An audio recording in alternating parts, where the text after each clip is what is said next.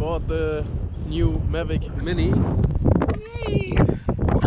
Okay, fuck that. It was way too windy outside, so I'll continue here with the voiceover, and I hope it's fine for you. Okay, let's talk about the specs of the Mavic Mini. The Mavic Mini is the newest one of the DJI drones at the moment, and it's super tiny. It's smaller than a smartphone if you fold it, and also super light. And the most epic thing about the Mavic Mini is that it's below 250 gram, which is super amazing because of the new drone law. Okay, so let's talk about the specs. The highest resolution you can get is 2.7K, which is super great, record at 25 or 30 frames per second, and also full HD 1080p in 60 frames per second, which gives you a little bit slow motion.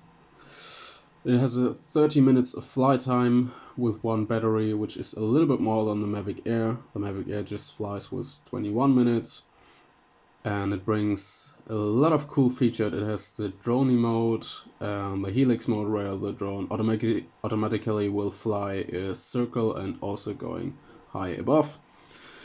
And the coolest thing is it is just at $400 to buy. And if you want to have the Fly More combo, you will pay $500, which is still super cheap for a super cinematic drone like this. And it's easy for private use because it's below 250 gram. And yeah, it's super easy to use and definitely a good choice if you're on a budget. Okay, then let's talk about the Mavic Air. And the Mavic Air is a little bit heavier than the Mavic Mini, but it feels a lot heavier if you have used the Mavic Mini before. It's on 430 gram, which is close to double the weight. It's not really bigger, so both of them are really tiny. So if you use it for traveling, you can go with both of them. You do nothing wrong. Okay.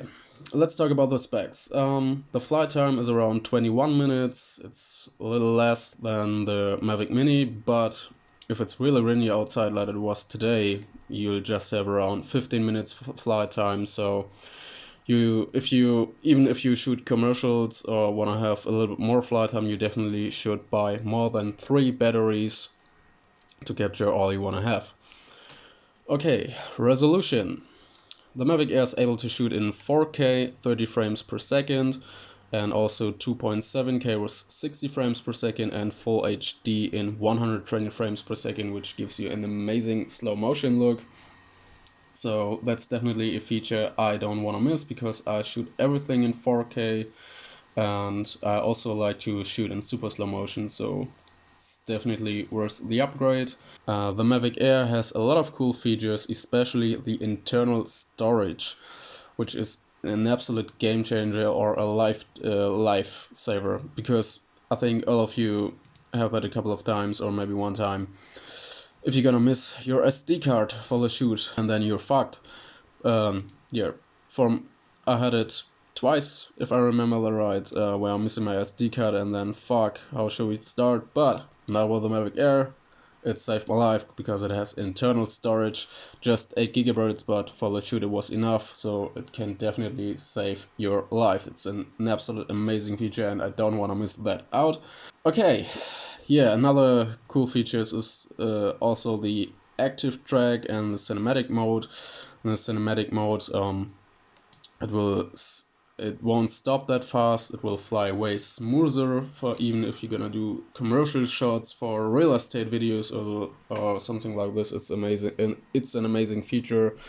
And yeah, I super like the active track because it will fly a circle around you, and you can also change the settings that it should fly a little bit faster, like 1 meter per second or even 6 meters per second, and will still fly smooth and also follow you even if you run. And here we're gonna see a big difference between the Mavic Mini and the Mavic Air. So as you can see, the Mavic Mini will lose the subject if it flies around in the helix mode. That's a big difference to the function of active track, which the Mavic Air has. And the Mavic Air will automatically follow your subject. Yeah, so for me, that's definitely a lot of features I don't want to miss out. So if you are on a budget, even if you want to just use a drone for a private use, you should definitely buy the Mavic Mini, because you save a lot of money and you just pay 500 bucks for a super easy use drone, and it still delivers awesome quality.